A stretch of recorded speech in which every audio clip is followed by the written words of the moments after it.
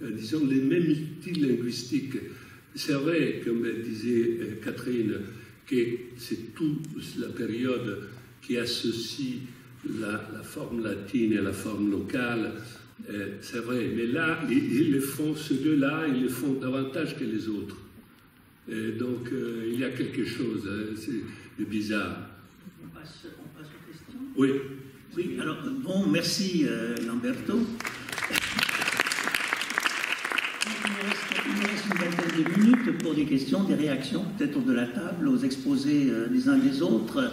Est-ce que vous avez des questions à vous poser entre vous, ou alors est-ce qu'on passe directement à la salle où j'imagine qu'il y a des gens qui auront aussi des questions à poser? Je pense que d'habitude il y a un micro qui se promène. Alors il y a quelqu'un ici. Est-ce que... Voilà, le micro arrive. Vous vous nommez, monsieur. Et puis... Voilà, je me nomme, je suis Joseph Pessamona et je suis un ami. Ah oui, oui, voilà. Joseph Pessamona. Oui, voilà, je vous reconnais. Et non, j'ai trouvé tous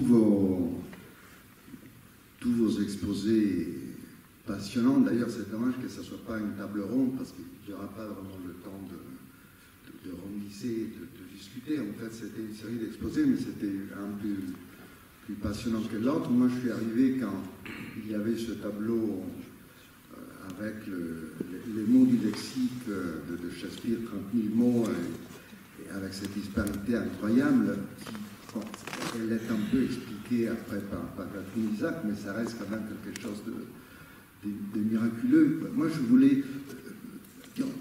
J'avais une question et une observation. La question est, quand on ne recourt pas à des hypothèses comme celle de Florio, comment on explique cette disparité, cette richesse incroyable de lexique? Et l'autre chose que je pensais en vous écoutant, d'un côté, c'est que il ne faudrait pas oublier que on considère une époque qui était complètement différente par rapport à la nôtre, et que la question de l'autorité, c'est-à-dire de qui était l'auteur, de l'identité de l'auteur, ne se posait pas de la même façon que nous la posons. Et en pensant à cela, j'ai imaginé à un certain moment une espèce de chercheur de littérature d'un 10 siècles qui regarderait à cette époque et qui verrait, et qui aurait la capacité d'étudier ensemble Montaigne, Shakespeare, Cervantes, et qui verrait qu'il quand même il y a un échange d'images, d'idées, j'ai l'impression que c'était une époque dans laquelle il y avait une circulation d'idées et des structures impressionnantes. Moi, je suis un chercheur en histoire ancienne, et je me rappelle que pendant longtemps, j'étais plongé dans la Mésopotamie, et il y avait ceux qui étaient plongés dans l'Égypte. Et à un certain moment, il y avait des chercheurs qui ont dit, mais on ne peut pas travailler seulement d'un côté parce qu'on ne pourra pas étudier l'autre, il faut les étudier ensemble. Et j'ai l'impression que s'il y avait quelqu'un qui avait la capacité, en oubliant pour un moment la question de l'auteur, de regarder ensemble cet incroyable croisement entre le XVIe et le XVIIe siècle du point de vue de l'histoire des idées de la littérature, il y aurait des découvertes à faire incroyables. Je n'étais pas très clair, mais bon, c'est ce que je voulais dire aussi pour changer un peu de perspective. Voilà. Merci.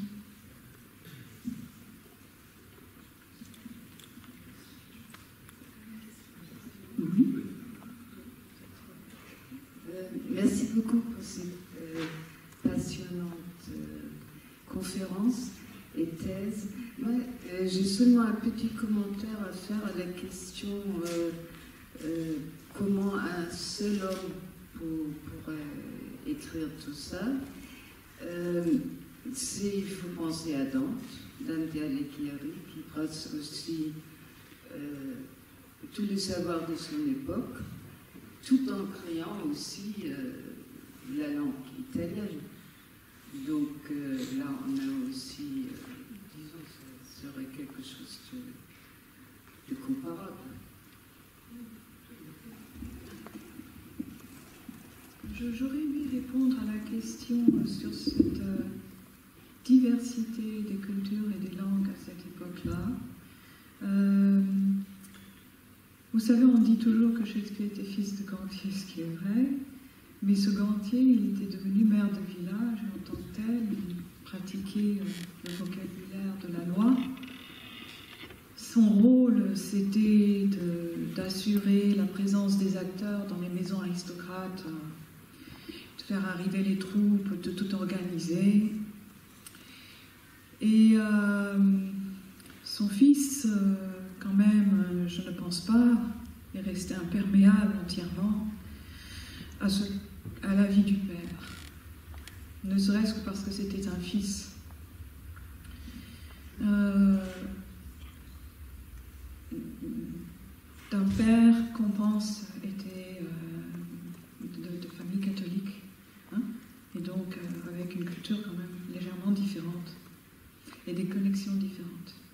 Maintenant, ça, c'est si on veut rentrer dans la biographie de l'auteur, on peut essayer d'argumenter que par le biais de son père, l'auteur a très tôt accès aussi bien au vocabulaire de la dramaturgie et à ses questionnements qu'au vocabulaire des malfrappes et des petits férons, des shérifs, et donc de la loi. Il n'a pas besoin d'attendre d'arriver à Londres pour entendre un vocabulaire, et ça m'amène à cela, qui n'est pas du pur anglais du tout. On lit les textes de loi de cette époque, et c'est un véritable panachage de langues et syntaxes françaises et anglaises. C'est très difficile pour un anglais à lire. Mais si le français lit ces textes sans se préoccuper de l'orthographe, il entend du français à tout bout de champ. Et il entend une syntaxe qui est une sorte de vieille syntaxe latine qui se perd, etc. Avec l'anglais qui rentre au sein de tout cela. C'est un monde qui n'a pas la langue arrêtée comme nous l'entendons aujourd'hui, cloisonnée, arrêtée. Et donc, après, si nous ajoutons à cela qu'à Londres, on parle autant de langues à l'époque qu'on le fait aujourd'hui, alors que la réforme a eu lieu, hein, le soi-disant Brexit de l'époque, mais il y a d'énormes brassages de langues européennes et notamment italiennes et de l'Europe de l'Est et bien sûr de la France. On n'a pas trop à s'étonner qu'un auteur qui s'intéresse à la langue va collectionner ses expressions, ses mots, ses manières, ses attitudes et tout le reste. Parce que Londres est un lieu où on parle des langues étrangères tout le temps, à cette époque-là. Donc ça explique en partie ce dont vous parlez. Donc cet héritage, il n'est pas simplement livresque, il est oral, il est quotidien. Et c'est ainsi que j'ai invité à la conversation autour de ces débats d'auteurs, qui en effet n'est pas un véritable débat à l'époque, mais bon, on reviendrait là-dessus, autour de l'oralité et pas simplement de l'érudition. Parce que ce que je trouve chez Shakespeare, c'est qu'on dénonce souvent l'érudition.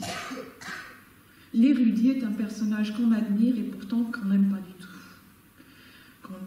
Comme Buckingham, dans Henri VIII, on commence par dire « Ah ben voilà, un beau parleur, honnêtement, il pourrait enseigner la langue à n'importe quel autre personnage. » Et pourtant, quel être qui a tourné mal, qui vole, qui est diabolique, qui est noir dans ses idées, qui est traître. J'ai vu Holofernes dans une réponse que vous aviez fait à Dominique Blanquet, encore un personnage qui méprisait un peu dans Shakespeare, du moins dont il se moque royalement. Shakespeare a un rapport à l'érudition très particulier, parce que c'est quelque chose qu'il recherche lui-même. Mais la figure de l'érudit n'est pas une figure qu'il apprécie nécessairement. C'est ça que je voulais peut-être dire. Il est assoiffé d'érudition, mais il n'est pas un fan de la figure de l'érudit. Il aime l'activité érudite, mais pas le personnage érudit.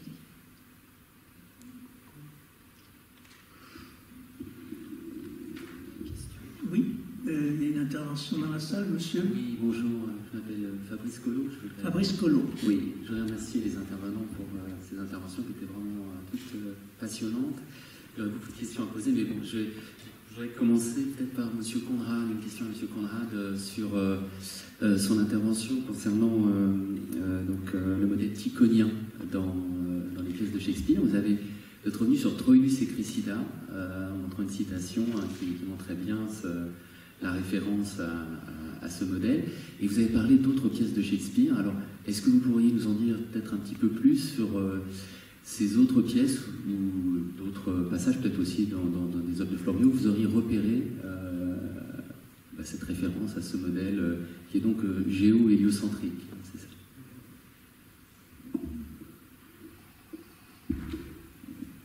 Oui, j'avais oublié d'ailleurs de dire, en présentant ça, de rappeler que Florio a fréquenté Giordano Bruno pendant assez longtemps, et je pense qu'il a dû suivre les événements qui se sont produits après avec une certaine angoisse. Il faut dire aussi que Tycho Brahe lui-même devait s'inquiéter parce que il n'a pas vraiment voulu adopter le modèle de Copernic. Il faut dire que les modèles qu'on utilisait à l'époque, on ne savait pas très bien distinguer leur qualité parce qu'on les appliquait d'une manière assez particulière. On utilisait les sphères de Ptolémée, on rajoutait des sphères dans les sphères, et on arrivait à faire des calculs assez précis avec des théories qui étaient fausses. C'est un petit peu, si je peux utiliser une analogie, comme ce qu'on appelle l'analyse de Fourier. Si vous rajoutez des coefficients et des fonctions, vous pouvez représenter à peu près n'importe quoi. Et donc, la précision des observations faites par Tycho, par exemple, ne lui permettait pas vraiment de distinguer entre les théories. Parce que les théories étaient tellement souples et tellement modifiables qu'on arrivait à ajuster les paramètres et à faire croire qu'une mauvaise théorie était bonne. À partir de là, en fait, distinguer entre la théorie de Ptolémée et celle de Copernic devient extrêmement difficile. Maintenant, justement à propos du cristal, les sphères sur lesquelles les planètes étaient supposées être accrochées étaient censées être des sphères de cristal. Et ça vient de la théorie de Ptolémée, et même ça vient du monde grec tout entier qui s'est servi de cela, Pythagore, toute l'école de Pythagore. Et on parlait même de l'harmonie des sphères. Et c'est une sorte de musique idéalisée qu'on entendrait si on pouvait percevoir le mouvement de ces sphères. Et Tycho Brahe a détruit cette idée parce qu'il a observé des comètes. Il s'est intéressé aux comètes et il a compris que les comètes traversaient ces sphères pour atteindre une planète. Et donc, à partir de ce moment-là, il a compris que les sphères n'étaient pas une réalité, c'était simplement un outil mathématique. Et cette transition-là, elle a lieu dans le raisonnement de Tycho Brahe. Tycho Brahe, ensuite, bien sûr, il aurait pu prendre la théorie de Copernic et la développer pour la rendre précise, exactement de la manière que je décris, avec des coefficients, etc. C'était possible. Mais il a choisi de ne pas le faire. Et s'il a choisi de ne pas le faire, je pense que c'est parce qu'il avait peur, lui-même. Et donc, la troisième voie est une voie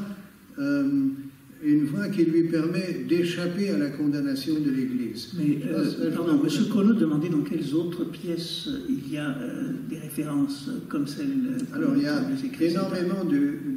énormément de pièces qui contiennent des références astronomiques. Heureusement,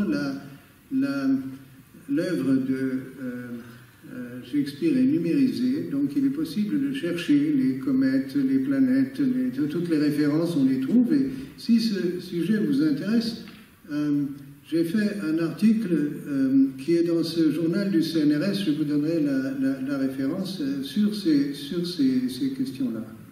Bon, merci. Merci. Est-ce qu'il y a d'autres questions? Il nous reste à peu près 5-10 minutes pour les questions. Oui, madame, et ensuite monsieur. Bonjour, Oui. Claire de Chicago, et merci beaucoup pour ce série d'interventions passionnantes, vraiment. Et si j'ai bien compris, alors, sur la base de la thèse de Lamberto Tassinari, alors, le déguisement de Shakespeare, ou de John Florio, qui devient Alice Shakespeare, disons, et laisse perdre apparemment ses traces, ce serait une sorte de geste d'amour pour la langue anglaise. Disons, une adhésion totale qu'on pourrait aussi, disons, justifier avec un processus d'une personne immigrée qui montre une application parfaite et qui a obtenu a gagné un succès énorme en devenant un membre, disons, de la cour royale. Ok, mais alors on devrait vraiment penser que si John Florio un jour avait dit, ok, moi je suis Shakespeare, aurait perdu son statut, aurait préjugé ce qu'il avait obtenu officiellement et l'estimation qu'il avait obtenue. Disons, il mettait en péril son statut officiel auprès de la cour. Est-ce que nous pouvons penser cela? Ou sinon, on peut penser simplement que c'était au début une sorte de jeu, de divertissement, d'application littéraire, créative, et qu'on n'aurait jamais pensé vraiment d'obtenir un tel succès en tant que dramaturge. Oui, et évidemment, Shakespeare n'était pas Shakespeare à l'époque. Comme je mentionnais avant, jusqu'à 1598, il n'y avait pas un auteur de théâtre qui s'appelait Shakespeare. Donc, quand ce jeu a commencé, cette histoire de création d'œuvres théâtrales et de mission d'enrichir une culture dans laquelle John Florio et son père se sont trouvés, et il n'y avait pas vraiment, c'est ce que nous voyons. Shakespeare était un nom qui commençait juste à circuler à peine. Donc, ce n'est pas une... C'est par la suite que tout cela a pris des dimensions gigantesques. Mais bon, on le sait maintenant, on le sait bien historiquement, Shakespeare n'était pas l'auteur le plus joué ou le plus payé. Et une chose qui frappe est la misère de John Florio et la richesse de l'homme de Stratford à la fin de la vie respective. Quelqu'un est mort en misère, et donc j'étais dans un tombeau. C'est très poétique, c'est beaucoup plus poétique, même la fin de la vie est beaucoup plus shakespearienne chez Florio que chez Shakespeare. Alors, je ne sais pas si j'ai saisi tous les mots parce que je suis un peu sourd. Alors, je n'ai pas tout. Mais je crois que tu as répondu en partie, c'est-à-dire qu'au début, les œuvres étaient publiées anonymement, par la suite, elles étaient publiées sous un pseudonyme, Shake Trade Union Spear, et ce n'est que beaucoup plus tard que le nom Shakespeare est apparu, beaucoup plus tard, après la mort de son auteur. Oui, vous avez quelque chose à ajouter? Il me semble qu'il faut ajouter quelque chose là, parce que la question portait aussi sur quel était le but, si c'était un exercice intellectuel ou c'est un amusement.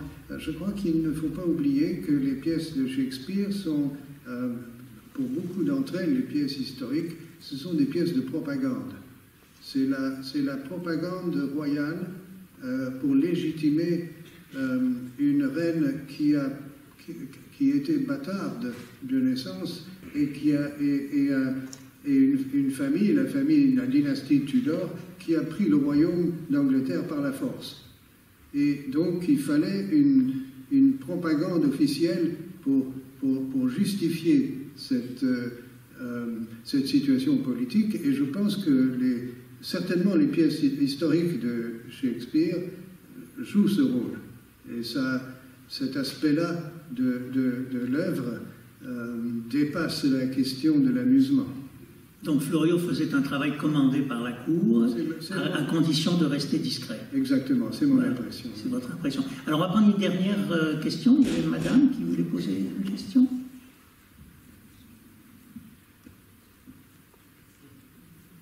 Merci. Je voudrais poser une question à M. Sean par rapport à... vous avez tous démontré le mythe de Shakespeare qui est détruit et comment les Anglais actuels, du fait qu'il est devenu européen, comment les Anglais acceptent cette recherche que vous avez tous trouvée, surtout par rapport aux Brexitois ou Brexitiens. Voilà. Vous vous adressez à M. Sean, vous voulez dire à M. Tassinari, c'est ça? Monsieur Sean, Monsieur Conrad, c'est son nom d'écrivain, excusez-moi. Ah oui, c'est son nom d'écrivain en français. Oui.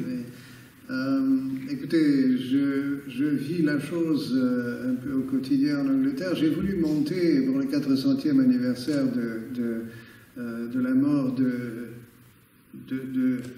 d'un certain Shakespeare,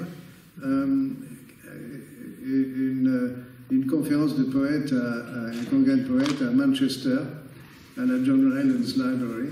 Et ça a été une occasion très intéressante parce que j'ai fait le tour d'un certain nombre d'experts de Shakespeare à Oxford, à Cambridge et dans d'autres universités pour leur demander s'ils voulaient traiter le sujet, parce qu'à l'origine, je ne voulais pas le traiter moi-même, le sujet Shakespeare et la science. Et ils m'ont tous répondu que c'était un sujet très intéressant, mais qu'ils ne voulaient pas le traiter. Et j'ai senti là qu'il y avait quand même un petit problème. J'ai le sentiment qu'il y a une sorte de crainte, une sorte de peur, qu'on détruise un monument national en l'analysant trop. Et ce sentiment, je crois qu'il est assez répandu. C'est un peu dommage parce que je crois que le sujet lui-même, évidemment, c'est un sujet passionnant, mais dans cette période de Brexit et d'incertitude politique, c'est un sujet qui est devenu extrêmement difficile à aborder. Et les universitaires anglais, essentiellement, ils sont très fuyants quand on aborde cette question. Merci beaucoup à tous. Je vois Josette s'avancer. Oui, il y avait encore une question dans on la a encore salle. le temps alors. Pour une dernière Je pensais qu'on arrivait à marquer la fin des questions. Non, Alors, il y a un micro qui n'est pas très loin, voilà, qui va vous aider.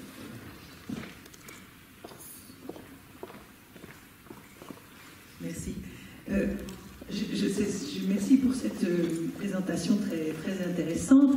Mais je voulais juste terminer sur une remarque. Au fond, toute la polémique porte autour de l'érudition de Shakespeare et de sa connaissance des langues étrangères. C'est essentiellement sur ces problèmes, sa connaissance biblique, sa connaissance du monde scientifique, éventuellement, et sa connaissance de l'italien, que le débat porte. Mais au fond, nous sommes dans un colloque qui parle du théâtre, et on ne parle jamais de la connaissance du théâtre.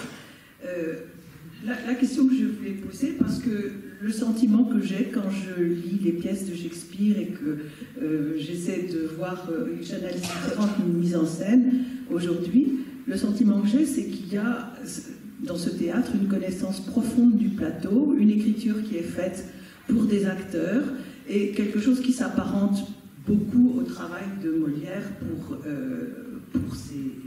pour sa troupe, avec d'ailleurs aussi des relations au pouvoir qu'on pourrait comparer, enfin, dans cette question que vous évoquiez pour finir, des pièces de propagande pour la reine Elisabeth. Oui, au fond, parce que nous sommes tous des universitaires, nous travaillons toujours sur le texte. Mais si on inverse la perspective, si on se demande ce que les pièces de Shakespeare manifestent de connaissances, des attentes du public, des capacités de tel ou tel membre d'une troupe théâtrale, est-ce qu'on n'envisagera pas les choses sous un autre angle? Et est-ce qu'au fond, ce travail d'un homme de plateau n'est pas la preuve, inversement, que c'est bien d'un homme de théâtre et d'un acteur? Alors, le théâtre n'avait pas grande histoire. Florio, dans son... Non, je ne dis pas ça, je dis ça parce que le théâtre, c'est quelque chose qui n'est pas un sujet universitaire, c'est un geste. Giordano Bruno, qui a écrit une seule pièce, Le Candelaio, le chandelier, qui est très présent dans l'œuvre. D'ailleurs, c'est ça, c'était une des choses que j'avais écrit, puis je n'ai pas lu, et je parlais comme ça, comme Catherine, en tout cas, sans lire. Il dit à un certain moment, avant que les comédies ne soient créées, il n'y avait pas de comédie. En tout cas, Bruno, qui est auteur d'une pièce de théâtre très présente dans l'œuvre de Shakespeare, il dit ces choses tautologiques. Oui, le théâtre, il était à inventer. Il n'y avait pas d'école de théâtre. John Florio, je parle du point de vue de John Florio, évidemment. Dans sa bibliothèque de 340 livres qu'il a laissé à Pembroke, au comte de Pembroke, il avait 43 œuvres de théâtre. Donc tout le théâtre contemporain, disons du XVIe siècle, est présent dans sa bibliothèque, ou presque tout. Tout Machiavelli, et Bembo, et Ariosto, et Tasso, je veux dire. Et même les Minaires, ceux qui sont les Minaires, les auteurs italiens de théâtre, on retrouve les traces dans l'œuvre de Shakespeare. Donc, c'est un homme passionné. D'ailleurs, il n'y avait pas de grand choix. Le théâtre était le seul médium qui aurait permis de diffuser tout ce qu'il voulait diffuser. Et il l'a fait avec génie. Ça, c'est sûr, que le génie sert. Oui, c'est toi. Oui, merci. Parce qu'on a une minute simplement pour rendre hommage au théâtre, c'est vrai, merci beaucoup pour cette question, qui est un vaste débat. Oui, dans cette thèse que moi, en tant que comédienne, je trouve très stimulante parce qu'elle donne au contexte et à la culture latine une importance, je dois reconnaître qu'il y a quelque chose qui prive les acteurs. C'est qu'on repose tous sur l'idée que Shakespeare était un acteur, qu'il était sur les plateaux, et que c'est à partir de sa connaissance des plateaux, qui est très présente, qui est démontrable facilement, qu'il écrit. Alors c'est un point qui n'était pas l'enjeu de ma contribution, mais j'ai évoqué quand même cette tradition des Q-scripts, qui est quand même fascinante, et que c'est vrai, un homme de cour qui n'aurait été qu'un homme de cour ne pouvaient pas connaître. C'est-à-dire cette façon que l'on avait à l'époque de donner son parchemin avec uniquement le texte de l'acteur, qui donc ne dépendait que de sa connaissance des mots-clés des répliques précédentes. Et Shakespeare, qui qu'il soit, utilisait vraiment cette technique pour compenser le manque de compétences émotionnelles des acteurs en les prenant par surprise et en utilisant l'interruption que permettaient les cue-scripts pour provoquer des émotions réelles. Alors, pardon, je manque de temps pour dire ça, mais donc on est obligé de supposer que l'auteur Shakespeare, oui, avait une connaissance extrêmement intime des acteurs. Je rappelle que dans Hamlet, il donne un cours d'interprétation, d'ailleurs. Voilà, donc oui, on peut se débarrasser de la question du rapport de l'auteur Shakespeare avec le théâtre et d'un rapport extrêmement pratique et incarné. Voilà. Voilà, et moi je rappelle que Florio était responsable des plaisirs de la cour et que c'est lui qui faisait venir les acteurs, justement, et les spectacles pour la cour. Voilà.